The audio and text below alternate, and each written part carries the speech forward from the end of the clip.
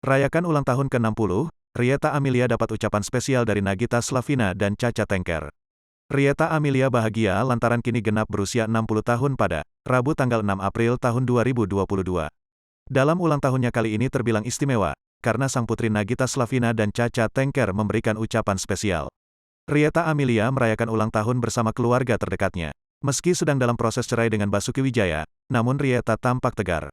Ia tetap menebar senyum bahagianya kepada semua orang. Caca Tengker memberikan ucapan manis kepada sang ibu yang sedang berulang tahun ke-60. Terlihat Caca Tengker membagikan foto lawasnya bersama sang ibu. Dalam foto tersebut, dirinya masih kecil dan sedang dirangkul oleh Rieta Amelia.